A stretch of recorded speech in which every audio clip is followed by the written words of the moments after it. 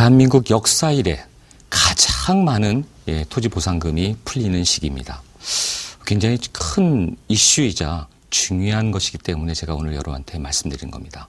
여러분 한번 우리 부동산 과거의 역사를 한번 돌이켜 보십시오. 어땠습니까?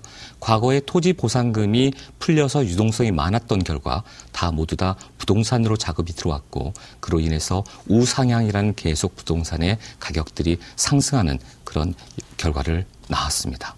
그런 중요한 경험치와 데이터를 통계로 제가 왜 그런지 한 가지씩 말씀드리도록 하겠습니다. 바로 최근에 나오는 일주일 전부터 나오는 뉴스들을 제가 한번 모아봤습니다. 공원 토지 보상비 2조가 풀린다. 지난해보다 무려 4배나 높게. 이거 올해 풀린다는 얘기죠. 공원에 관련된 것뿐입니다. 그래서 보시면 여러분 여기 보시면요. 전국적으로 지금 공원들에서 토지 보상을 갖다가 풀어야 되는데 이게 내년까지 다 풀어야 돼요. 그런데 2,400억대, 4,000억대, 5,000억대, 지금은 1조 8천억, 무려 얼마? 2조 원에 가까운 돈을 풀어야 되고 내년에는 더 많은 돈을 풀어야 된다. 어디만? 공원에만. 재밌지 않습니까? 공원 쪽만 이래요. 그럼 공원이 아닌 나머지 쪽들 또 볼까요? 철도 도로 보상비 올해 얼마? GTX 보상이 시작돼서 1조 5천억. 어마어마하죠. 곳곳에 뉴스에서 지금 이런 것들이 계속해서 나옵니다. 그래서 택지 개발 보상비 합함이 22조 10년 만에 최대고 시장 불안은 없을 것 같다. 이러면서 불의 고리가처럼 정말 폭발할 거라는 거죠. 뉴스에는 또 무슨 얘기가 나옵니까? 치솟는 토지보상금 부동산 시장의 뇌관이 될 거다. 이게 터지면 또 부동산이 대폭발할 것 같아서 이런 뉴스들이 곳곳에서 스멀스멀 나오기 시작합니다. 왜 이렇게 나올까요?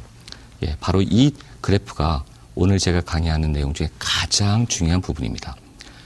데이터, 모든 사람이 얘기할 때 뭐죠? 통계, 숫자는 거짓말하지 않습니다. 부동산 과거의 역사를 다시 한번 앞에서 말씀드린 대로 어떻게 됐죠?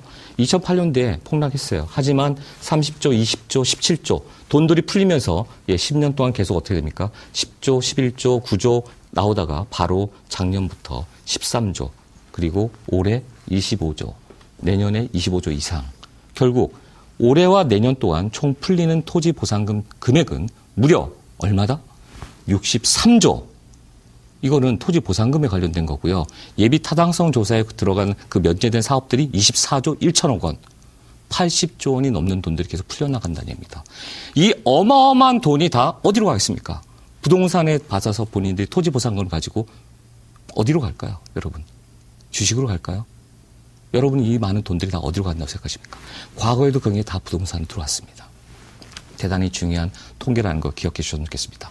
수도권에만 올해 14조 원이 풀린다. 김포, 한강, 일산, 김포, 광명, 시흥, 과천, 성남, 복정 이러한 곳들에 서울도 지금 들썩일 수밖에 없는 돈들이 풀리면 이 돈들이 다 풀릴 거라는 거죠. 들썩일 수밖에 없다. 전국적으로 아까 말씀드린 대로 예타 사업비가 얼마? 예타 면제 사업비가 24조 1천억 원. 이 돈도 풀린다는 거죠. 굉장한 얘기입니다. 전국에 풀리면 이 지방에 계셨던 분들이 토지 보상금을 받고 그러면 그냥 지방에 땅 사고 지방에 부동산 살까요? 인기 있는 곳에 사고 싶어 하시는 겁니다. 그래서 서울로 수도권의 인기 지역으로 수요가 몰리는 곳으로 더 몰릴 거라는 걸 여러분 기억해 주셔야 될 것 같습니다. 굉장히 중요한 뉴스입니다. 근데 이제 저와 같은 이런 제가 내용을 주장을 피니까 일부 비관론자나 부정적인 시각을 가진 분들이 다음과 같이 또 국토부도 이걸 좀 수긍하는 그런 의견들을 지금 보내고 있습니다. 잘 보십시오. 부정적으로 보신 분들은 지금 시각을 다 부정적으로 보기 때문에 뭐라 그러냐. 국토부에서 마찬가지로. 토지 보상금을 현금이 아닌 채권으로 주는 거다. 현금 푸는 거 아니다. 채권으로 주는 거다. 그리고 대체 토지를 샀을 때 거기에 대해서 취득세를 면제해주지 않는다. 이제 예전에 면제해줬거든요. 면제해주지 않는다. 대체 토지로 주더라도 대체 토지로 받은 거에 대한 취득세는 받겠다. 세금은 또 받겠다는 거예요. 그러나 이 두 개를 자세히 보시면 뭐죠? 결국 나라에서 발행하는 국책 가장 은행들이 좋아하는 거죠. 현금이나 다름없습니다. 대체 토지? 이거 돈이 지금 얼마를 받는데 뭐 그거에 대해서 취득세 내는 걸 아까합니까? 이 모두 다 뭐다? 결국은 현금과 똑같은 은행에서 얼마나 국책을 좋아합니까? 나라가 보증하는 건데 나라가 망하지 않는 한 이 돈은 그 현금이나 다름없는 건데요. 현금이나 다르면 채권을 준다. 또 국토부에서 뭐라 합니까? 토지 상승 이제 더 이상 어렵다. 많이 올랐다. 부동산에 대해서 항상 그런 식으로 얘기를 했죠. 하지만 계속해서 올라갑니다. 왜? 우리나라의 기준이 아니라 전 세계적인 슈퍼스타의 도시들을 보시면 슈퍼스타의 그 도시들, 뭐 뉴욕이라든가 맨하탄이라든가 도쿄라든가 런던이라든가 싱가포르, 홍콩 보세요. 평당 우리 1억, 2억, 3억만 돼도 비싸다. 더 올라가죠. 서울도 마십니다. 우리나라 도시에도 인구들이 모두 다 수요로 찾는 정말 수요자가 몰리는 곳들은 더 올라갈 수밖에 없다. 그리고 또 국토부가 뭐라 합니까? 대상지를 헐값에 매입하겠다. 땅 주인들이라든지 그거를 사람들이 그냥 팔겠습니까? 제정신 있지 않으면 안 팔 거예요. 시세 이상 안 주는데 그걸 왜 팝니까? 끝까지 그럼 어떻게 되죠? 데모하고 이러면 사업은 지체되고 그거는 더 연장되고 그걸 계속 국가에서는 그럼 개발은 사업 안 할까요? 결국 이러한 내용들로 부정적인 얘기를 하지만 그러나 알고 보면 다 현금화될 수 있는 것이고 그리고 토지 상승도 계속 될 것이고 부동산은 계속 올라갈 것이다. 결론적으로 제가 오늘 말씀드리면 역대급 이 어마어마한 1조 10조도 아니고 무려 60조 원이 넘는 80조 원 가까운 이 돈들이 시중에 풀리게 되면 그 돈들은 결국 저는 부동산으로 다시 돌아갈 것이다. 라는 게 저의 의견입니다. 이건 비단 저만이 아니라 일부 전문가들은 그 향후에 부동산은 꺾이지 않는다라는 분들과도 같은 동조하는 의견을 볼 수 있습니다.